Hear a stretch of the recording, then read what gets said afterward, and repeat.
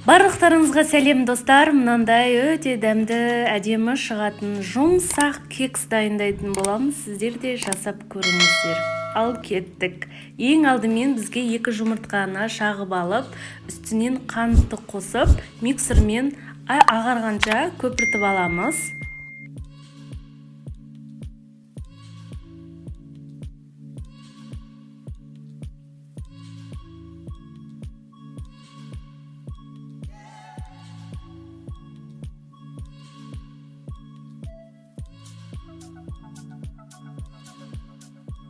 Оның үстіне 200 грамдай үй температурасындағы сары майымызды қосып, жақсылап тағыда миксерлеп аламыз.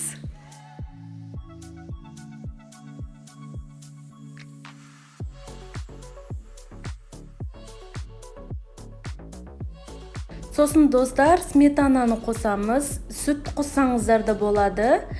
Жақсылап тағыда миксерлеп аламыз.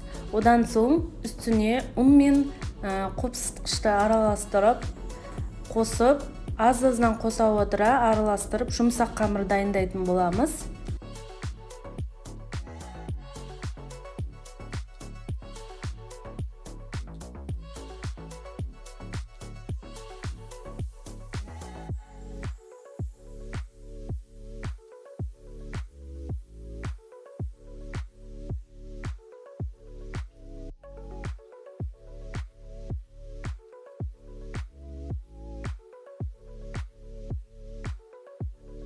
Міне достар, бір ас қасықтан салып шығамыз барлығына. Сосын духовкада 180 градуста 20-25 минутта пісіп дайын болады.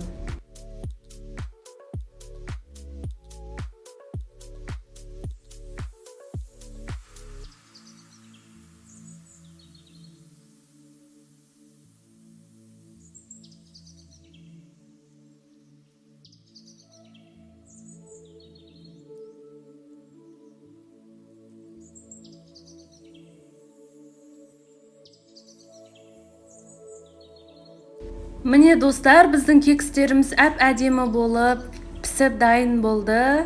Сіздер де жасап көріңіздер. Өте әдемі, дәмді шығады.